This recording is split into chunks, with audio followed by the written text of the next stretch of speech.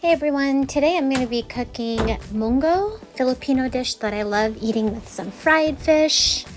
And this is how I cook it. So here are the ingredients. I get this whole Munggo beans from the Asian store, of course. Some cut up pork. You could also use shrimp if you wanted to. Some minced garlic, some sliced onions, some pork bouillons, and some spinach, and also there was some tomato there that was cut up as well.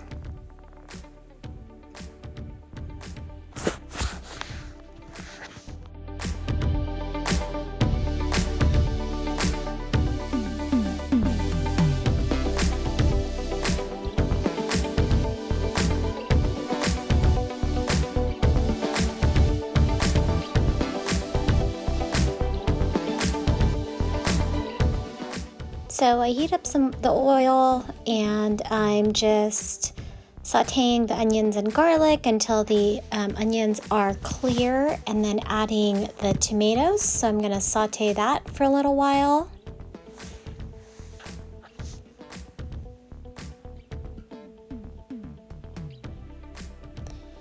And then once the tomatoes are done, I add the pork. Now the key for me for any type of mostly Filipino cooking is that you need to cook the pork until it's tender. I added some pepper there as well, but yeah, if your pork is tough, your dish isn't going to be good. Now these I cut really small, so I'm not going to have to cook it for too long because it takes a while to boil the Munggo beans, and so it'll just make the pork tender. If I had used bigger chunks, I would boil it for quite a while. So here I've sauteed everything, made the pork a little brown so that it's cooked a little bit.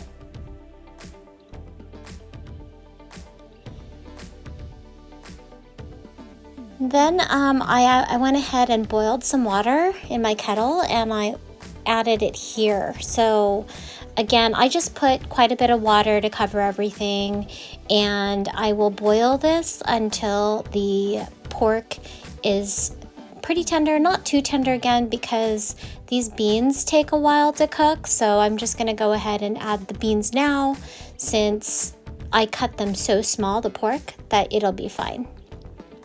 And then I'm going to bring it to a boil and then reduce the heat. And then I will go ahead and check every once in a while, but I went ahead and once it was boiling, added a pork bouillon in there for flavor. And then once it's boiling, of course, again, I will reduce the heat, I will cover it. And you just want to make sure that while it's boiling, you check it every so often. I check it like every 10 minutes or so, because if it runs out of water, obviously you don't want that. So if you tend to start to run out of water, go ahead and add some more. And just checking it here, you want the beans to be like almost broken, and that's when you know it's done.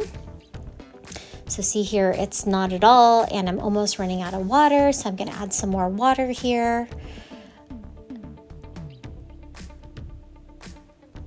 Again, you just want to check it, make sure you have enough water. Make sure, see here, the beans are starting to break, so it's almost done.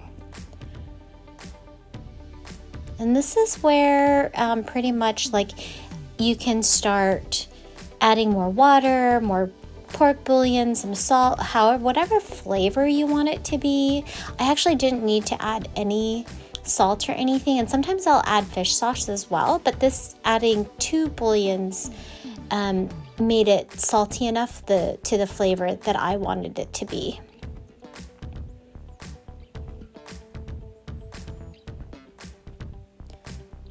So here you'll see I added even more water. I tend to like mine not dry. I like it to be lots of soup to it. And again, I used this pork bouillons, and I used a whole one that I'd broken in half first, and then I put the second half in there.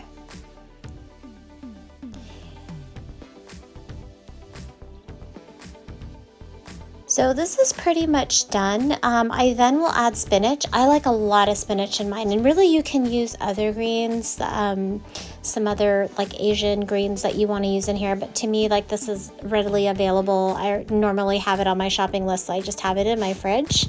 And again, I'll add a lot because I like a lot. And then here it is, completely done. The spinach is done, the beans are cooked, the pork is tender, the taste is where I want it. And yeah, just easy. And again, really great to be served with fried things. Fried pork, fried fish. To me, that's the best thing to serve it with. All right, enjoy.